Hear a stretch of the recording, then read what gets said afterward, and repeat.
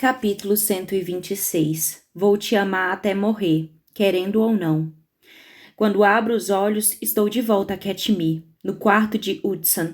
Estou vendo aquela cama enorme, preta e vermelha, com a qual tive tantas fantasias.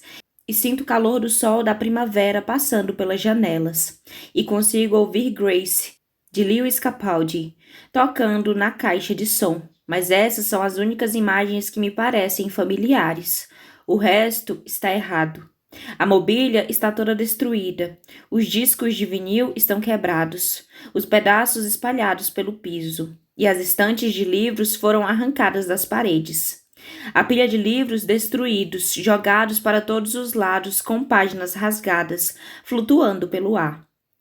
E no canto, logo atrás do equipamento de áudio, vejo uma versão de mim. Estou com o meu uniforme de Katmai. Porém, em vez de estar sentada na cama, como imaginei muitas vezes, do que gostaria de admitir até para mim mesma, estou encolhida no canto, chorando e implorando. Pare, por favor, pare com isso.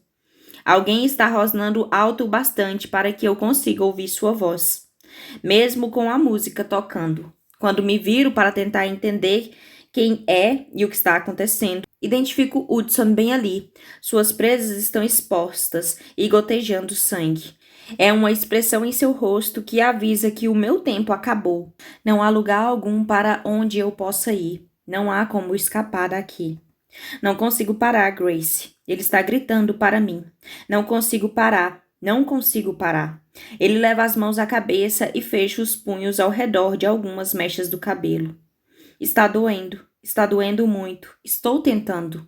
Ele para de falar com um grunhido, com o corpo inteiro sendo sacudido por uma convulsão, enquanto ele luta contra o impulso de pular sobre mim. Por favor, não faça isso. Não me obrigue. Por favor, não. Ele implora a alguém que não consigo enxergar. Não me obrigue a fazer isso. Não quero machucá-la. Não quero. Ele não consegue terminar a frase. Outro tremor o sacode com força, e em seguida ele grita: Fuja, Grace, fuja. E a outra Grace tenta fugir. Tenta de verdade. Ela se levanta com um salto e corre até a porta. Mas mesmo assim, já sei que é tarde demais. Em um segundo, ele a pega, indo até o lado oposto do quarto com um único salto. Ela grita por um longo momento. O som paira no ar enquanto Hudson rasga a garganta da outra Grace e começa a beber.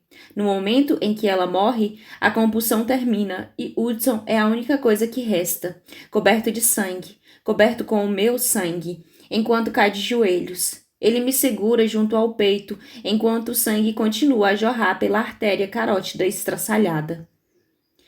Embora haja lágrimas silenciosas lhe escorrendo pelo rosto, ele não emite um som sequer. Em vez disso, simplesmente me segura nos braços e me embala devagar, conforme o meu sangue jorra sobre nós dois e também no chão à nossa volta. A mão dele está no meu pescoço e fica óbvio que ele está tentando estancar o sangue, mas nada é capaz de fazê-lo. Ele continua jorrando até nós dois estarmos encharcados. O sangue cobre o chão, penetra nas páginas dos seus livros favoritos, se espalha pelo quarto inteiro. É muito mais sangue do que o meu corpo seria capaz de conter. Mas isso não tem importância nesse lugar infernal. Nada importa além de torturar, brutalizar, destruir Hudson. E quando ele joga a cabeça para trás e grita, como se tudo dentro dele estivesse se quebrando, não consigo evitar o pensamento de que a prisão atingiu seu objetivo. E aí, no espaço entre um piscar de olhos e outro, o sangue desaparece e Hudson está sentado no sofá, lendo O Estrangeiro de Albert Camus, é claro. If the Road Was Ending, de J.P. Sachs e Julia Michaels. Está tocando quando alguém bate a porta. E a música parte o meu coração mais uma vez. É uma outra Grace. E ela o abraça com força assim que Hudson abre a porta. Ele larga o livro e a pega no colo. As pernas dela se fecham ao redor da cintura dele, do mesmo jeito que aconteceu naquela noite em Nova York. E os dois estão se beijando como se isso fosse a única coisa que importa em todo o mundo. Finalmente, ela se afasta um pouco e puxa o ar com força. Ele sorri e sussurra enquanto desliza o nariz pelo seu pescoço. Você está cheirosa. É mesmo? A outra Grace inclina a cabeça para o lado e sussurra. Acho que você devia dar uma mordida e ver se o gosto é tão bom quanto o cheiro. Ele solta um gemido grave que vem do fundo da garganta antes de esfregar as presas no pescoço dela. A outra Grace estremece, pegando nos cabelos dele enquanto tenta puxá-lo para mais perto. Por favor, Hudson, ela sussurra. Preciso de você. Mas ele se limita a fazer um sinal negativo com a cabeça e sussurrar. Não posso. Se a morder agora, não vou conseguir parar. Vou beber você inteira. E é aí que me dou conta do que está acontecendo. O crime de Hudson, os atos pelos quais ele tem de se redimir, é ter provocado tudo o que aconteceu em Katmai antes que Jackson o matasse. Mesmo que tenha sido por um bem maior. Mesmo que houvesse supremacistas trabalhando secretamente com Cyrus. Hudson tirou seu direito de escolha e os transformou em assassinos. E agora a prisão está fazendo a mesma coisa com ele, provocando-o a assassinar sua consorte várias e várias vezes. O Hudson, nesta visão, deve perceber isso ao mesmo tempo que eu, porque ele a coloca de volta no chão e sussurra, fuja. E logo em seguida, as suas presas explodem em toda a sua voracidade.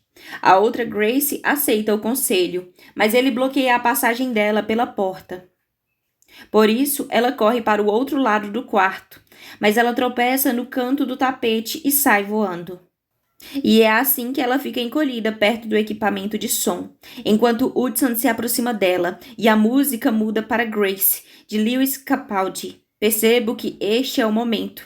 É aqui que ele a mata. Quando a expressão se forma no rosto de Hudson, vejo que ele também se dá conta do que vai acontecer. Também percebo no mesmo instante que o verdadeiro Hudson, aquele que está tremendo e implorando na cama ao meu lado, está tão transtornado que, se tiver de passar mais 1 hora me matando, mesmo que isso aconteça só em seus pesadelos, isso pode destruí-lo para sempre. Capítulo 127. Se não consegue aguentar o calor, fique longe das chamas do inferno. Não sei o que posso fazer por ele. Não sei como impedir que isso aconteça. Nem como impedir que nada do que está havendo aqui aconteça. Enquanto fico ali, assistindo à prisão obrigá-lo a fazer isso. Eu me lembro da ocasião em que Hudson me disse que o seu poder era a opção nuclear. E finalmente entendo o que ele quis dizer. E por que se recusou várias e várias vezes a convencer alguém a fazer qualquer coisa. Achei que ele fosse fazer isso no firmamento, quando a guarda estava nos cercando. Depois, fiquei me perguntando por que ele não o fez em Nova York, quando Nuri o prendeu. Mas ele nunca fez nada disso. Nunca conseguiu se perdoar por suas atitudes do ano passado. Nunca se perdoou pelo que causou. Ele fez tudo aquilo porque achou que não tinha escolha. E aqueles garotos morreram, o que foi trágico.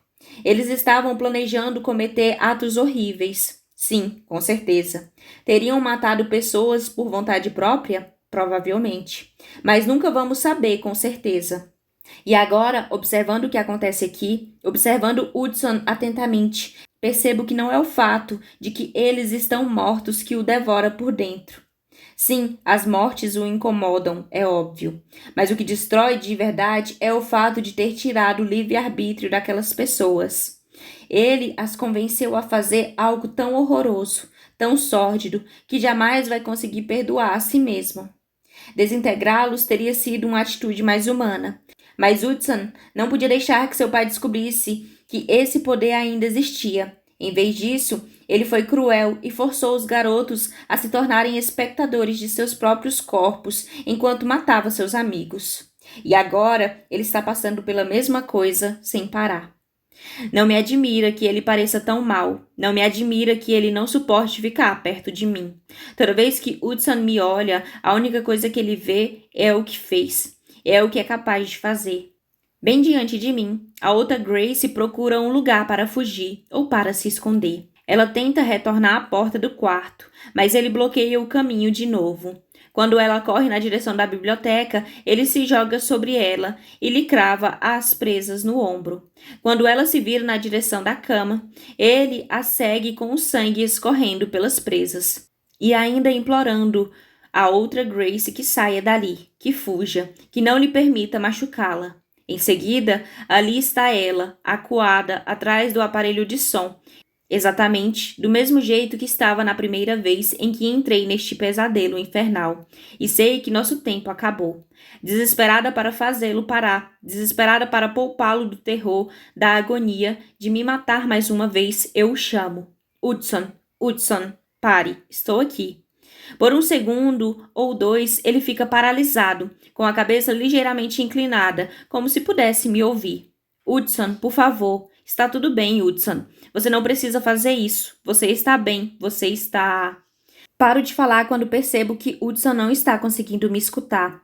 Mas além disso, os meus gritos estão piorando a situação, porque há um pedaço dele que consegue me ouvir. E isso o deixa ainda mais desesperado para parar, mesmo que a compulsão o empurre para continuar em ação.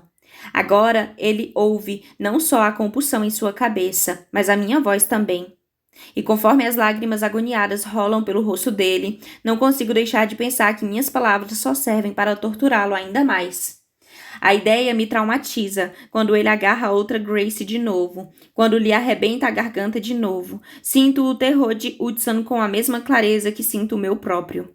Quando ele cai de joelhos com a outra Grace nos braços, sinto algo bem no fundo de mim se quebrar em 1.000.000 de pedaços. Porque a expressão no rosto de Hudson quando ele levanta a cabeça, as lágrimas, a angústia, a culpa que devora sua alma, são mais do que consigo aguentar. Porque esse garoto lindo que amo tanto não merece isso. Ele não merece sofrer desse jeito. Não merece ser arrasado assim. Ele já aprendeu a lição, já se arrependeu das coisas que fez. Ele mudou de verdade. E essa redenção forçada está destruindo a pessoa que ele se esforçou tanto para se tornar. Tenho de fazer isso parar, tenho de consertar isso, mas não tenho uma chance. Quando a cena se reinicia com o Hudson lendo no sofá, respiro fundo e me obrigo a soltar o cordão do nosso elo entre consortes. É mais difícil do que deveria, mesmo ciente de que é a minha única chance de dar um basta nessa situação. Caio novamente na cela, bem a tempo de ouvir Hudson gritar. E isso me faz pensar que ele tinha alguma noção da minha presença por causa do nosso elo. Ele está no começo do pesadelo. Ainda não devia estar tão agitado assim. Mas ele está sofrendo uma convulsão na cama. Seu corpo inteiro treme enquanto ele geme de agonia. Caio de joelhos ao lado dele na cama e coloco um braço ao seu redor. Estou aqui, sussurro na orelha dele, esperando a todo custo que ele consiga me ouvir no meio daquele pesadelo infernal. Vou tirar você daí. Olho para Remy e pergunto. Pode vir aqui me ajudar? Preciso que você o segure com força. Claro, ele responde, praticamente saltando da cama e atravessando a cela às pressas, em busca de chegar até onde estamos. O que aconteceu lá dentro? Ele pergunta ficando de joelhos ao meu lado. Mas não posso responder agora. Não posso perder tempo, especialmente sabendo o que vai acontecer a seguir com o Hudson. Em vez disso, fecho a mão ao redor do antebraço de Remy e sussurro. Me desculpe. Em seguida, rezando para que meu plano funcione, fecho os olhos mais uma vez e agarro o cordão do elo entre consortes. Demora alguns segundos a mais do que da primeira vez. Entretanto, quando abro os olhos, Remy e eu estamos no pesadelo de Hudson. Mas que porra é essa? Remy grita. Ele não parece irritado. Na verdade, parece mais surpreso do que qualquer outra coisa. O que até entendo, considerando que estou um pouco chocada por ter funcionado.